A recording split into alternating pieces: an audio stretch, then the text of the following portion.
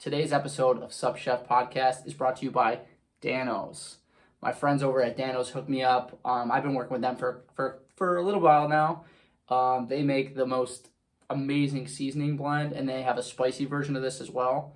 I'm going to throw a link in the bio. Go check them out. They have an amazing spice blend. I don't suggest stuff if I don't believe in it, and I'm really happy to be partnered and working with Danos because it's an amazing thing that I use home cooking as well as in the kitchen. So go grab your Danos, and thanks Danos for sponsoring the podcast. Oh, yeah. Great. All right. Well, Chef, what's up, man? Dude, what's going on? I'm excited. I think I kind of talked to you. Excited. That's it. Stay excited.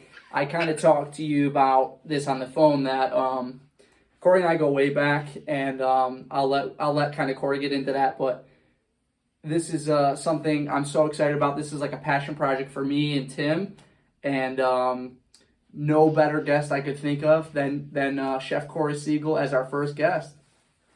Hey, I'm honored. I'm honored. That's the speech I gave at your wedding when I totally bombed it. Hey man, you win some and you lose some, right? That's just like the Bills that day, That's it. We lost that day, but we won today. So, yeah. So, Chef, can you give us kind of a brief insight into, I think one of the things that people ask me a lot is what inspires you to cook and what keeps you inspired to cook. And, Tim and maybe some of the viewers might, don't know you as well as I do. So can you just kind of get into a little bit about some of your inspirations?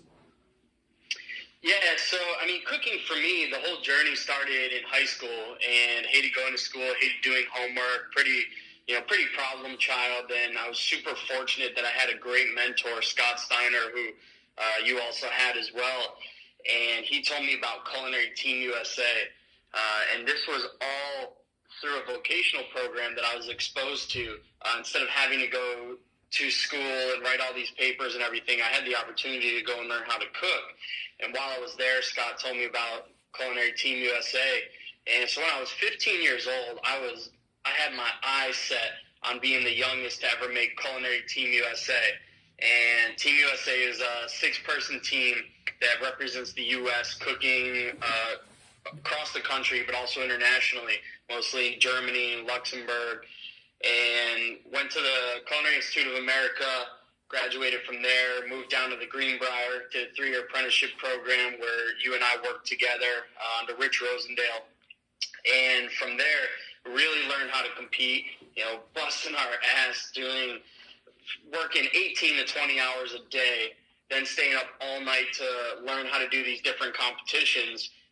And I was super fortunate that, Rich asked me to be his assistant for this competition called the Bocuse d'Or. It happens every 2 years in Lyon, France, and this was my first kind of run at international competition. So once I did that, I was able to go then and try out for Culinary Team USA, achieving that goal of being the youngest ever.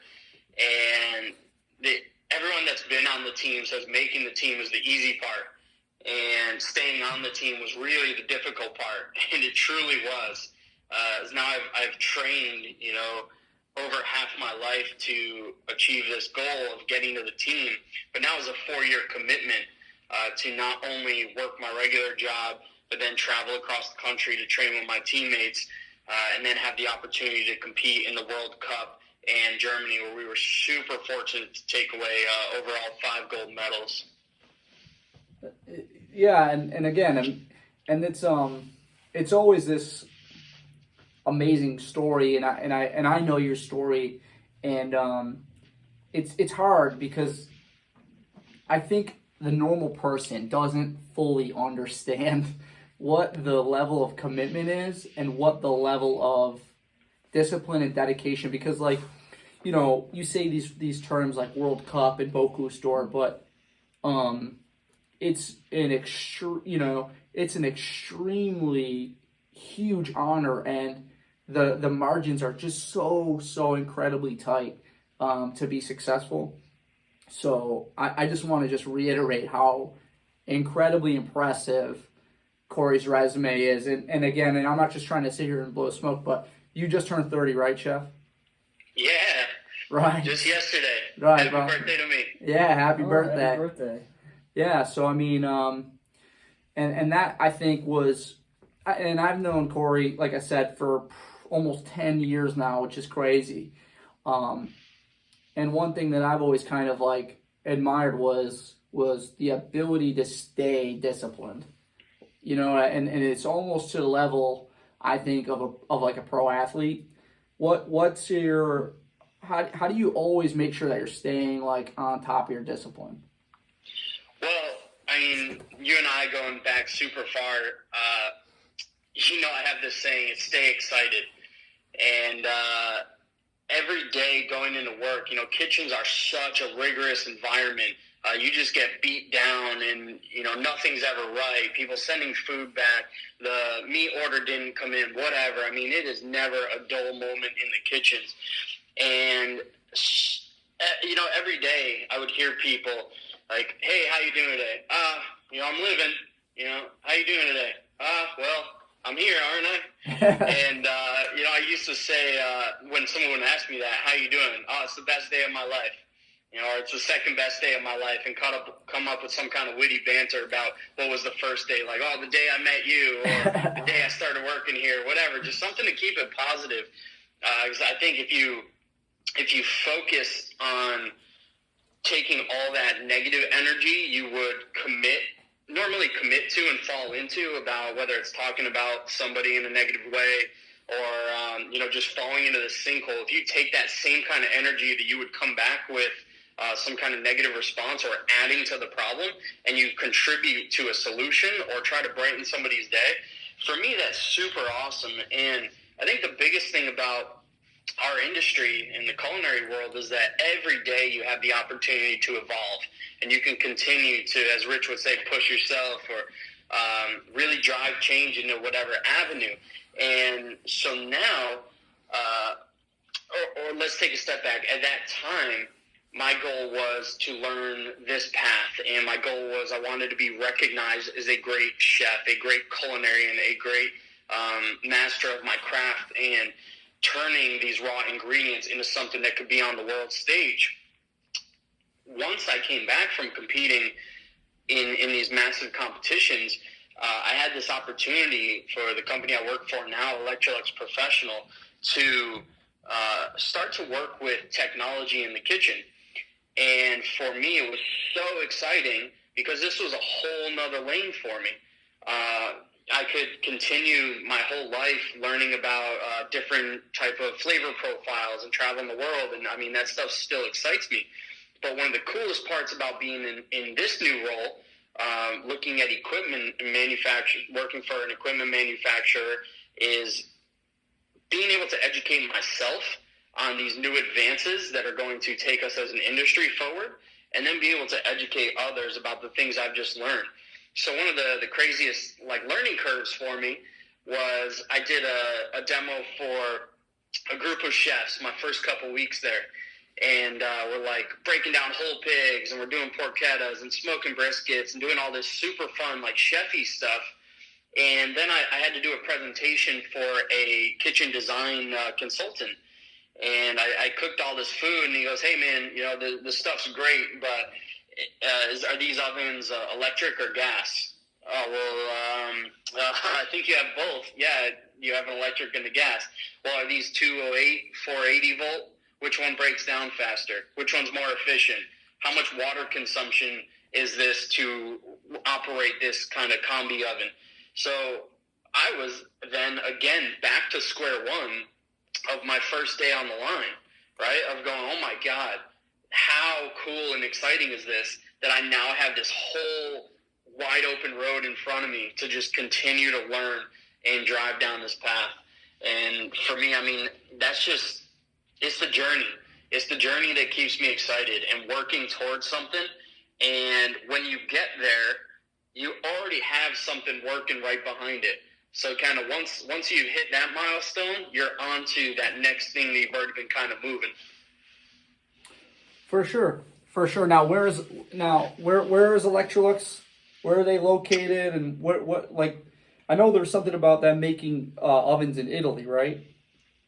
Yeah. So the equipment is mostly manufactured in Italy and Switzerland and France for our Molten stoves. And our equipment profile is so large. And again, that's some of the things that keep me super excited. So we have everything from combi ovens, blast chillers, a pressure braising pan. So if you think of like an Instapot that you have or a little pressure cooker, we have one that's 45 gallons. It is massive. Just the other day I made paella in under 15 minutes. And it was about 40 pounds worth of rice. Damn. So, 80 pounds of cooked paella plus the proteins and stuff in under 15 minutes. All different things, thawing cabinets from faster ways to thaw out frozen products to our high-speed sandwich press that we've worked with chains all over the country. And it's constant evolution we have something that are these Molten stoves that are made in Saint-Vallier, France, that are handcrafted. So when you order, 11 Madison Park has one. So many great restaurants have these. And when you order this suite and it's all designed, they don't have a parts warehouse that they're pulling from. They call the guy down the street, the foundry, and say, hey, can you pour us 2 metal doors? Can you pour us 15 knobs? Damn, that's to so cool. hand assemble, hand weld everything. And it's incredible to something that's kind of timeless like that versus like our combi ovens that are super technologically advanced. And to take something, for example, like doing a brisket. We have a live fire smoker, as you've come and cooked with me in the kitchen, and being able to take this smoker, throw it inside this oven, and for somebody that maybe has no skill at barbecue could push a button of a setting that we've worked on for years to kind of dial in.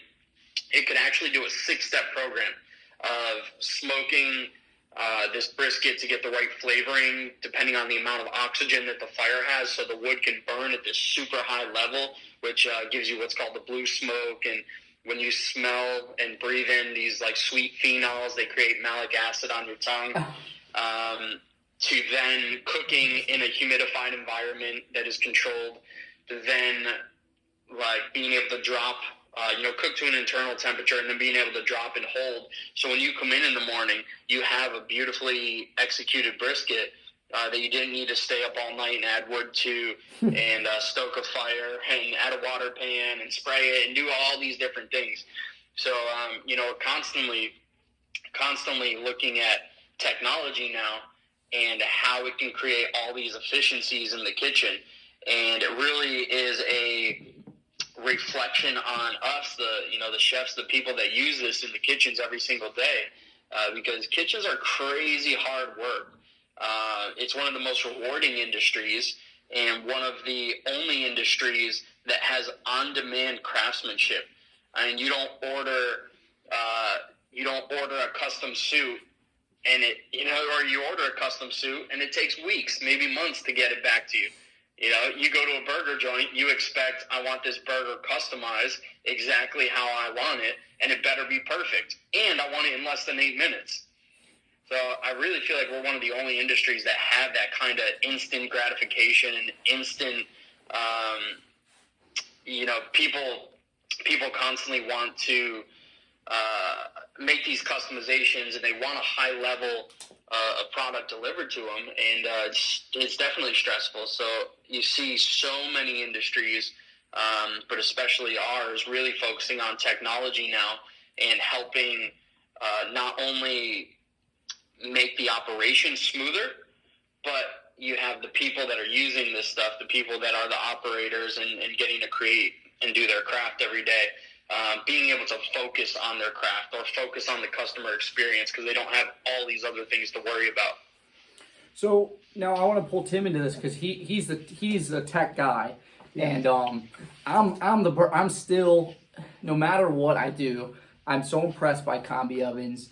I'm so impressed by tech, and I love technology, but I'm still the burger flipper. You know what I mean? Like Yeah, lots of good stuff. you know what I mean? Like I'll never feel like I am, like there's something about sitting at that smoker that I love just as much as when I see you, like comparatively to me, and I'm dirty, and I have this big ass beard, and I'm cooking all day at this brisket, and I see you walk in, like, and the kitchen's spotless, and you go, hey Siri, let's play Motley Crue, and you light that, that little Insta smoker, throw it in there, the brisket goes in. It's like these two different worlds, and then the product's the same, which I think is like really interesting, and I think that's super cool.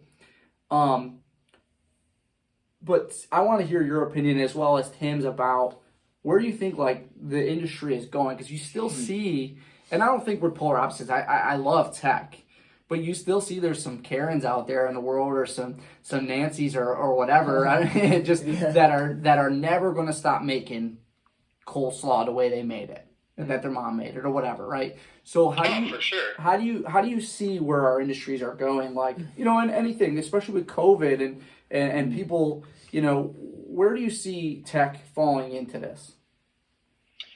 I mean, the tech is always going to continue to be a tool for us. A lot of people fear that the technology is going to replace us.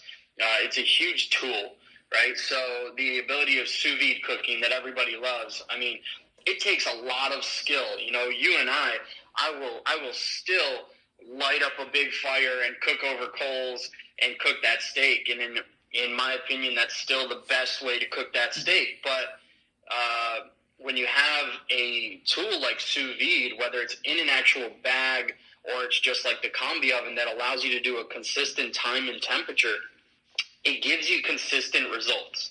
So somebody that is super skilled, or it's their first time in a kitchen, can cook that medium rare steak perfectly, because we're looking at science and technology to have our back. And, for the craftsman, that's something that we fear, is that, and sometimes that's where that negativity starts to spiral, right? Oh, well, you have your sous vide machine that can cook this perfect. You don't have the skill to do this. But instead of focusing that energy on, that negative blood, you didn't go through what I went through, and start to say, hey, now I have the ability to take somebody, it's their first day on the line, that can cook a perfect medium rare steak every single time, something that took me years to learn. You can now do it your first try every time. My mind now transitions as an operator. Okay, great. I don't need somebody that spent 40 years cooking that steak, because 9 out of 10 times you send that steak out and it's a perfect medium rare and it's coming back.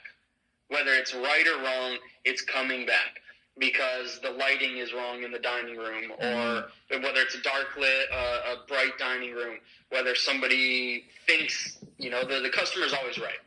Yeah. So, like, if they think it's the wrong steak, even though science tells you this is a perfect medium rare, we're still wrong. We still need to adapt to them. So I'd rather be able to look at it from an operations level or a procedure driven, and go, okay, you can do this. So that was 6 minutes, out of the sous vide bath, and then like 6 minutes on the grill.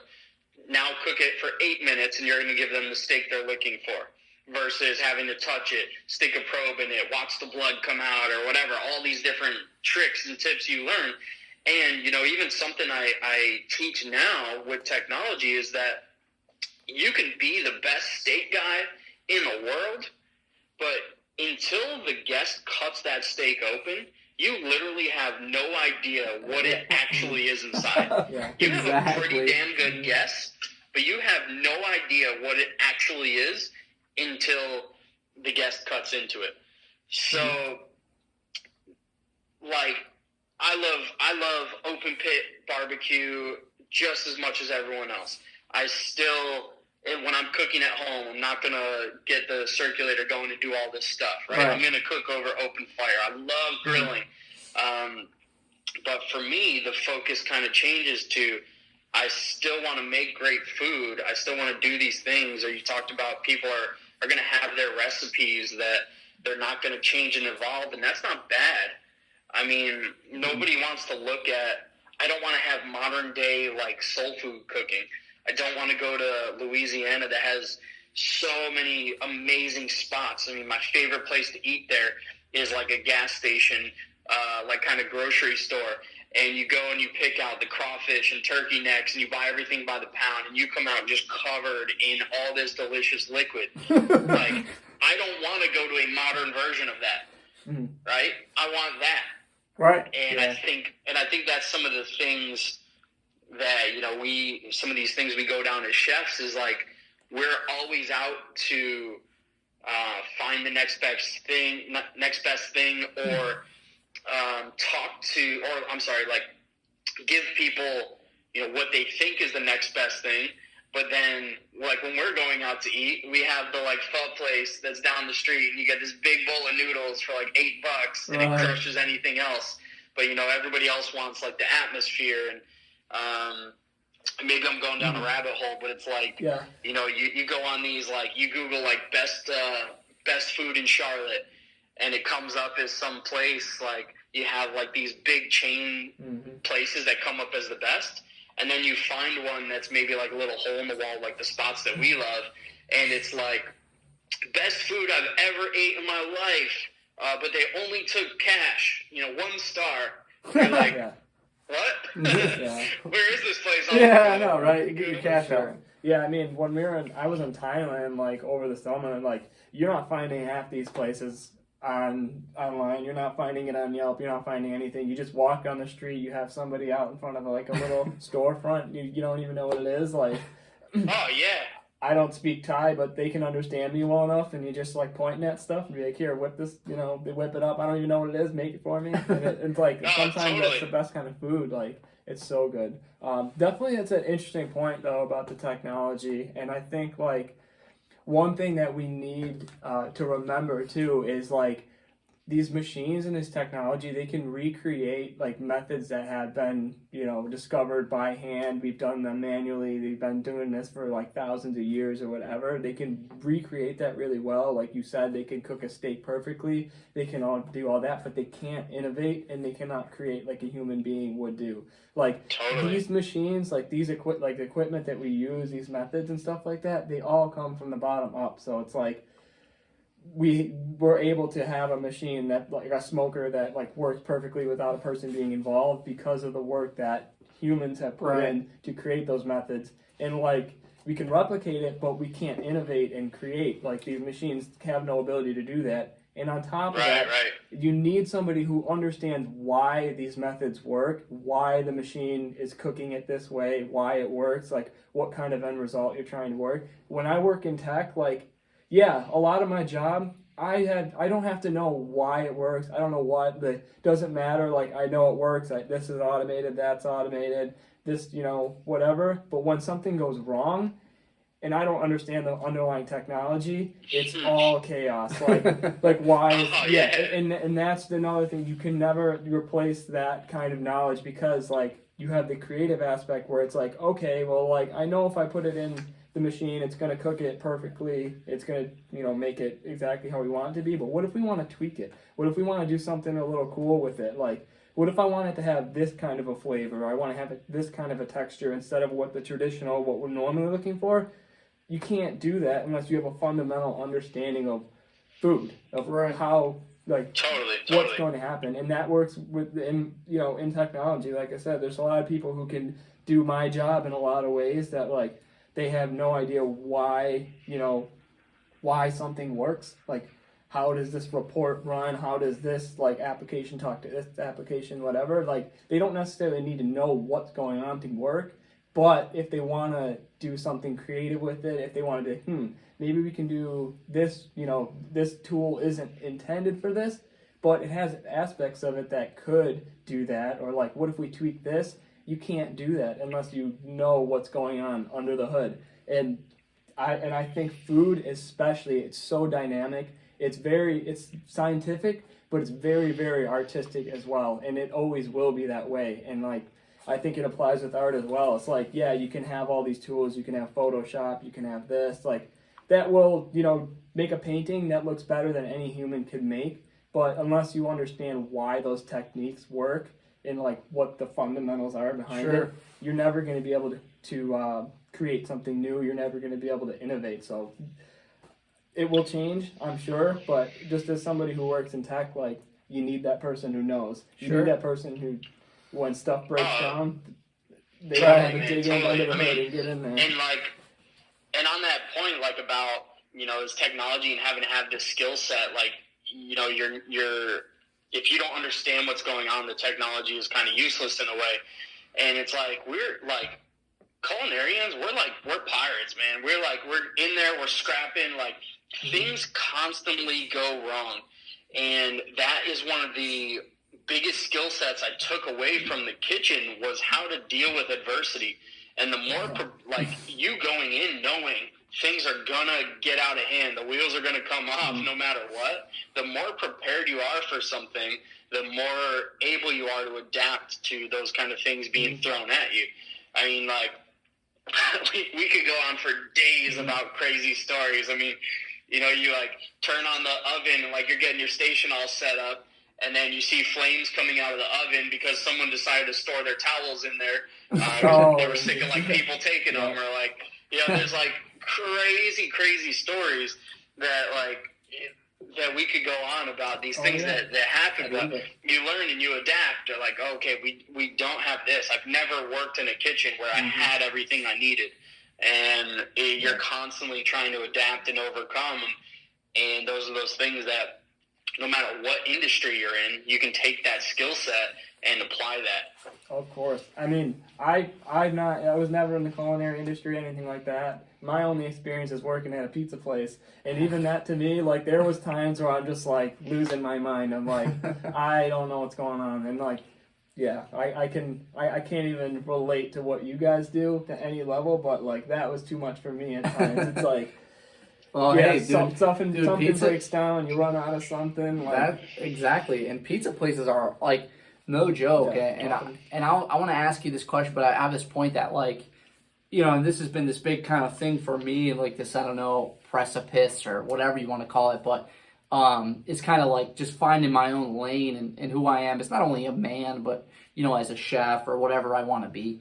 And, as, like, this culinarian, I always had this envisionment of what I think is success and what I think is not success. And I always thought, like, working in a pizzeria is not success, right? So then I go and I make this elaborate food, and then, just like what you said, Chef, I'm like, sweet, feel great about it, and then I go and eat a pizza. So it's like I find this success in what is like this, like, illusion, and then I find comfort and passion in, like, this other area, but I reject it as success. And, like, that's what I wanted to ask you about, because we kind of just touched on the Greenbrier, right? And I think that the Greenbrier is such this interesting place, and so incredibly hard for me to paint the picture of what the Greenbrier really is, because anybody could say it's this beautiful, old, prestigious resort in the hills of West Virginia. But it's a lot more than that, and if you're a chef, it's this kind of almost bizarre place. Can you just give me a quick, I know you were spent almost a half a decade there. Can you kind of give me and give Timmy and the viewers a little bit about the Greenbrier and exactly like the culinary program at the Greenbrier? Yeah, I mean, the Greenbrier was a 750 room resort, amazing golf courses, incredible amenities. But there's a 3-year program that was training grounds for people that wanted to be on Team USA. Every year since 1980, there was somebody that graduated the Greenbrier Apprenticeship Program on the Culinary Olympic team. What made it so special working there, and why it was this kind of intense training ground, was everything was done from scratch, and you were cooking at such a high volume with influential European chefs that you're cooking this crazy high-level food for volume. Things slowly, things changed even before I got there. They continue to change. But the guys that were, that I was on the team with that graduated a few years before me, they were doing fine dining for over 1,000 people. If you were working the steak station, I mean, you had a scoreboard and everything had a number. And basically as that number went up, that's how many plates you were down. And I hear these stories from guys on beef station, like it was never below 300 till about 10 o'clock at night. Jeez. That's how many plates you're behind.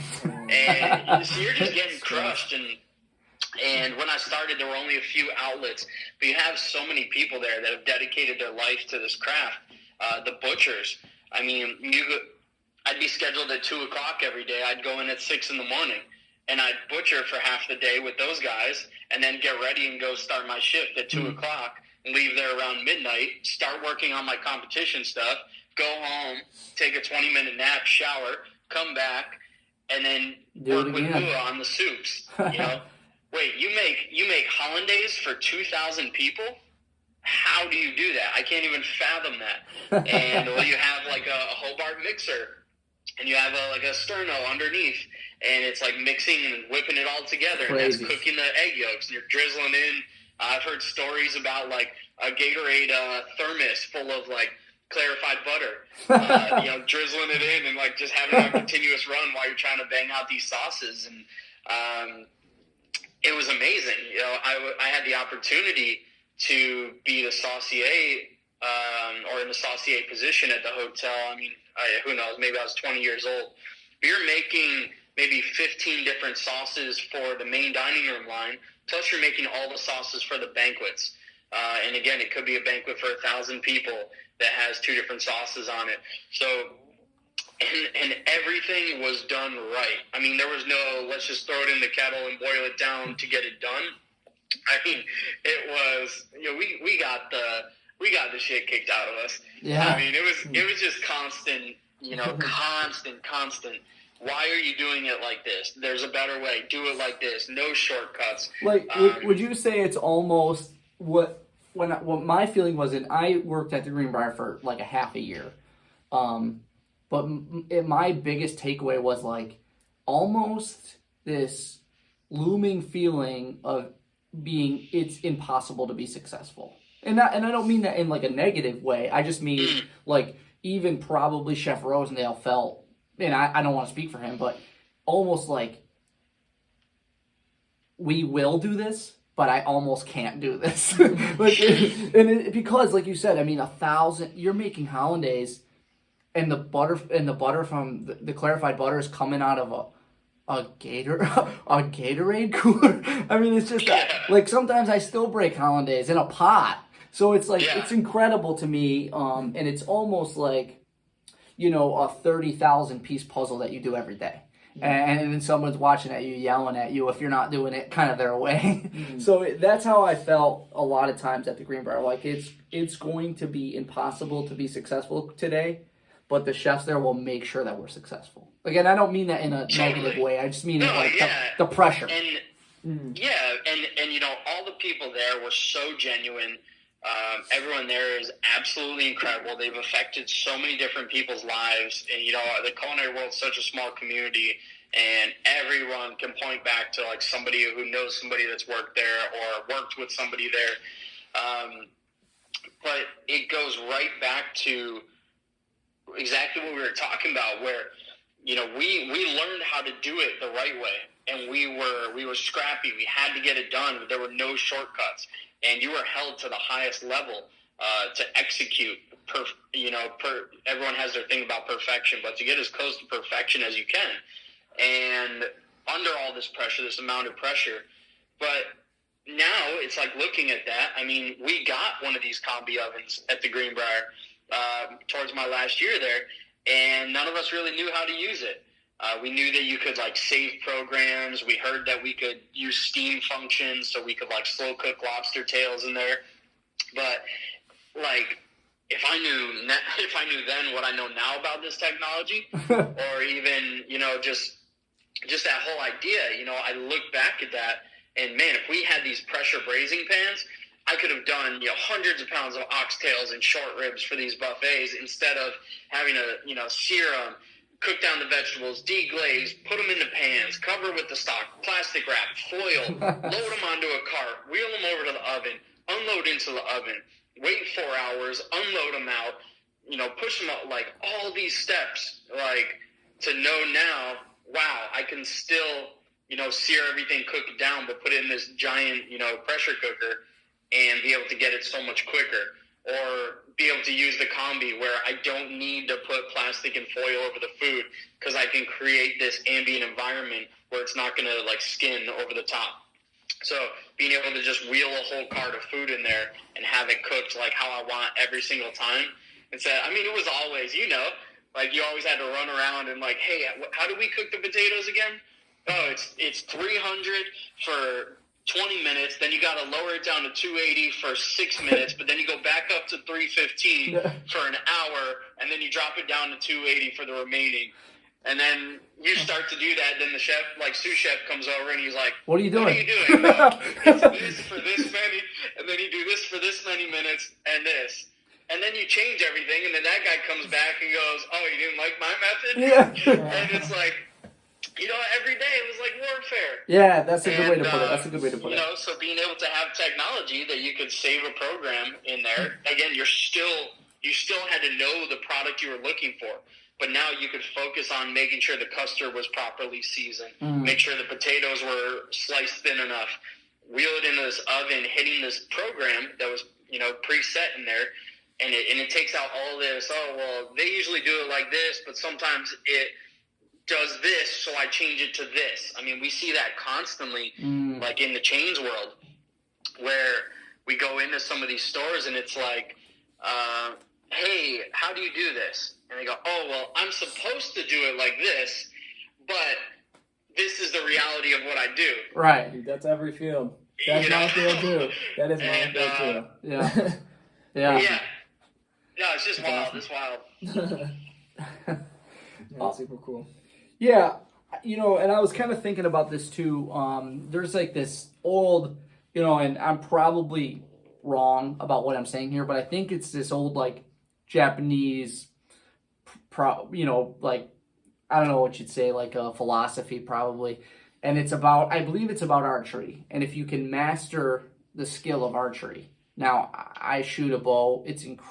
And even with today's technology, it's substantially easier than something that was done 4,000 years ago, but it's extremely challenging to be perfect.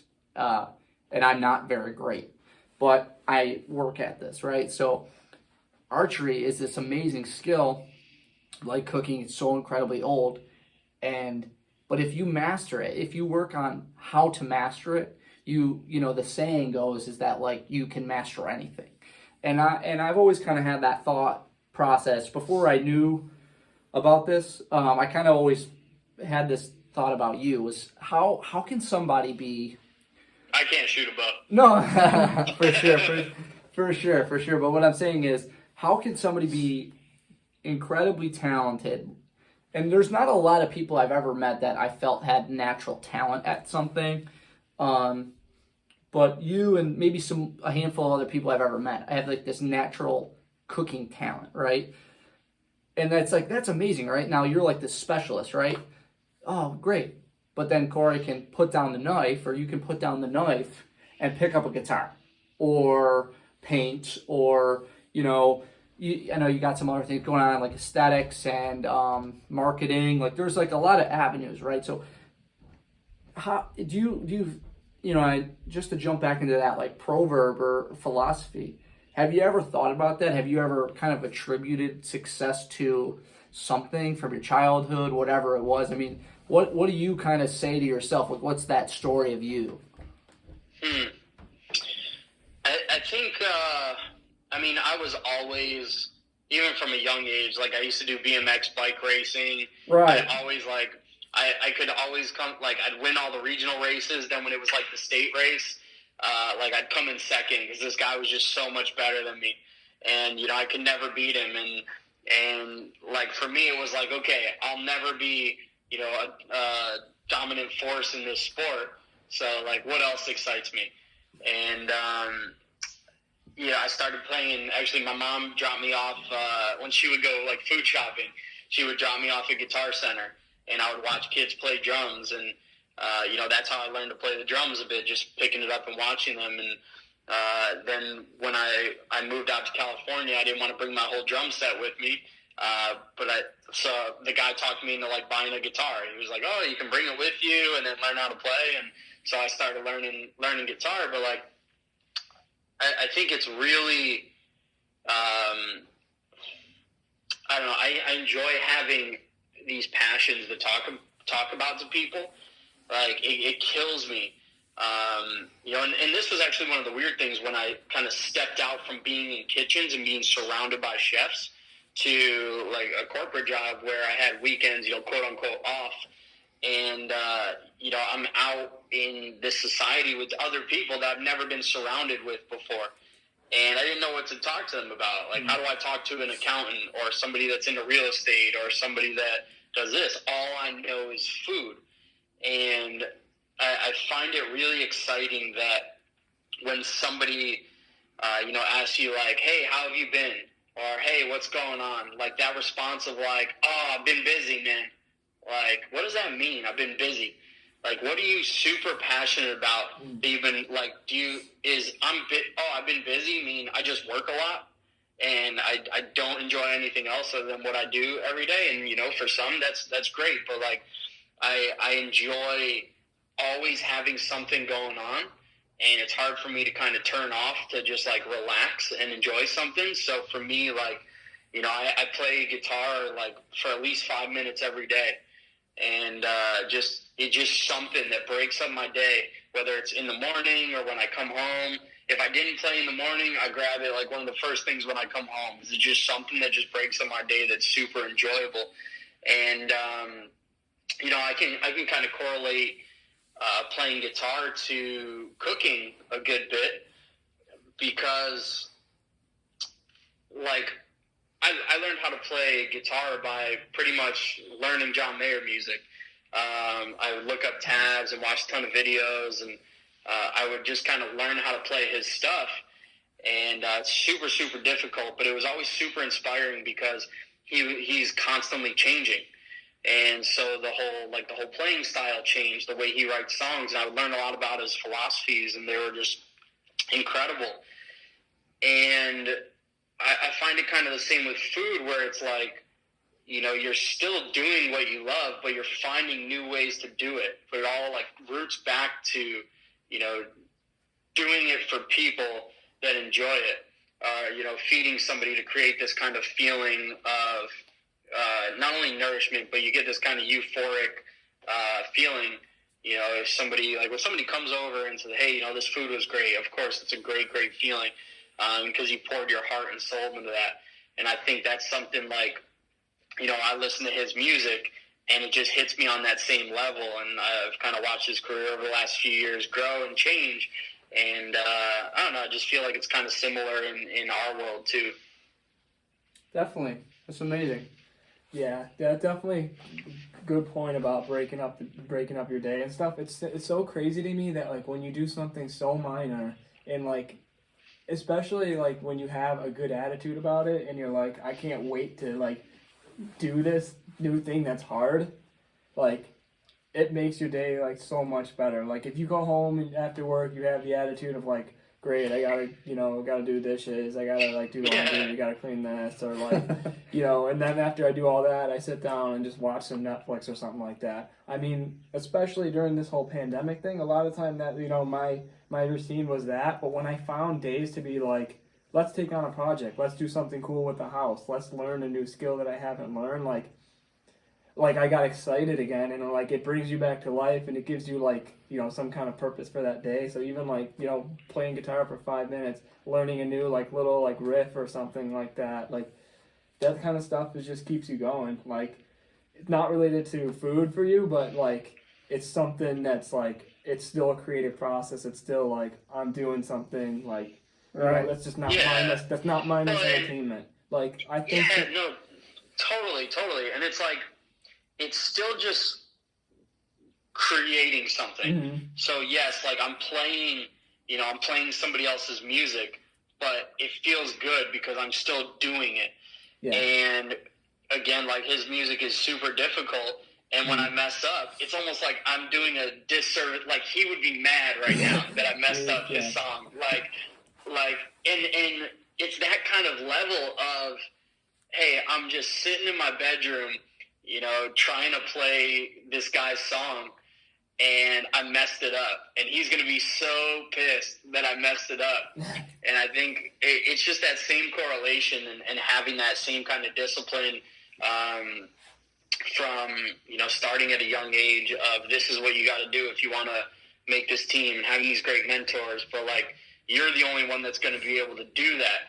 So if I mess up his song, I got to keep playing it over and over and over until I come close. Because I can't even say till I get it. I mean, until I come close to something I feel satisfied, like, where I can go to bed.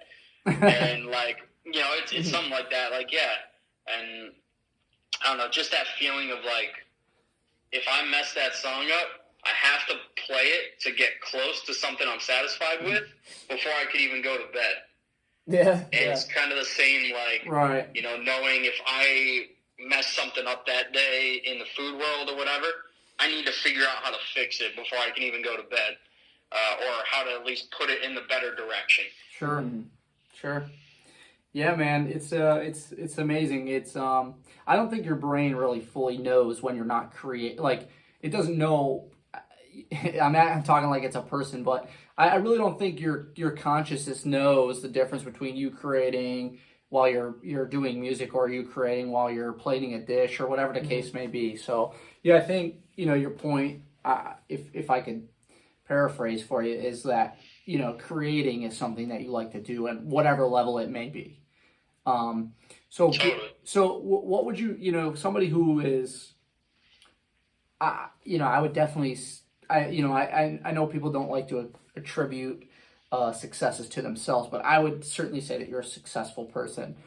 Give me some insight of somebody who's gonna watch the SupChef podcast, who's 16 years old or 18 years old, and says, like, I want to be a musician, or I want to work in the tech industry, and I want to create apps or software, or I want to be a chef, or whatever the case may be. Like, how do you get from that point to being 30 years old and you know, discussing success? I think it's a couple things. I think, well, one, thank you. I mean, it's amazing. But you're right. I mean, yes, you know, I've put in a ton of hours and I've held myself accountable, but without the mentors I had and the guidance, you know, I wouldn't be anywhere. I wouldn't be anywhere close to where I'm currently at now, and where I hope to keep going. But I think one of the most important things is mentorship, because you don't know what you don't know, and the quickest way you're going to find that is from learning from somebody else's failures, somebody that sees that passion in you and wants you to succeed. I mean, the people that are good at what they're doing, and they're really great, they're going to want to help. Mm-hmm. And so finding the mentor so you can learn the questions you didn't even know to ask, putting in the hours, you know, not being afraid to fail. That's the crucial. Not taking no, not, you know, never settling, but really just not being afraid to fail. And then the third one is just, like, going after it. You know, have the heart of a lion and go for it, because you're gonna come over so many hurdles, and all of those things are just iterations of the path that are going to get you to that end goal. And every single piece that happens along the way, whether it's good or it's bad, is going to continue to spider web out. And, you know, you had this goal of getting an X, and you're going to be at Y, which is over here on the right, but it's so much farther than where X was, and you're going to be so happy that you got there. Definitely. Well, thank you, man. Like, you know, I appreciate your time, and I think we're going to kind of wrap up a little bit here, and I don't know if you want to kind of give us some plugs and where you're at and what you're kind of doing, or I don't know if that's something you're comfortable with, or. Oh yeah. Come on, Chef. You know me. You can find me at Oh. Corey B. Siegel on the Instagram. Sure. CoreyBSiegel.com. Stay excited. This is my best friend. Hey, I got SupChef podcast. there you go. Also, you know, a lot of people ask me all the time, like, SupChef. What is SupChef? And I always tell the story, and I think it's a really great and fitting story for the first episode of our podcast. It's like, people ask me all the time, like, what is SupChef? What does that mean? And again, it goes back to the hotel. It was like, there were so many people there that the chef just called everybody chef, I think. And I think it was certainly a term of respect. But I think it was also like, I don't know that new kid's name. So he's chef. So, and like you said, it kind of just spiderwebbed. And then, you know, if I'm Chef, you know, Chef Rosendahl walks into the kitchen, or Chef Skelding, or you know, the lead cook or whoever it may be, I would say, yes, Chef, you know, no, Chef, no, Chef, I'm not good enough, Chef, or whatever it may be. But it also kind of turned into like, you know, if Timmy and I are working together on the line, it was kind of like, what's up, Chef? Sup, Chef? You know, it just kind of became this thing of like this, like, hello. It's almost like aloha or whatever. Like, that's kind of where I got the name, like, sup, Chef. Like, I say that to, you know, my guys now, and it's just like this like term of endearment, and or you know what I mean. So I always got to tell that story. Sure. But yeah, I mean, it's like anytime somebody in the industry calls, it's always SupChef, or you forgot somebody's name, it's SupChef. Yeah, exactly. You know, exactly. It's like New York, like, you good? That's like kitchen term. Like, there you go. SupChef. There you go. Well, we can go and follow you on Instagram, Twitter. Your main platform is probably Instagram, right? Or Instagram, yeah. Say? Yeah. So Chef Siegel posts pretty amazing stuff on Instagram. So go check them out. We'll definitely link you up in all of our stuff. And dude, thanks for your time, man. It's been a pleasure. Yeah, appreciate it. Thank you. I had a blast, guys. All right, dude. Thanks, Corey. We'll see you later, man. Cool. Stay excited. All right, later.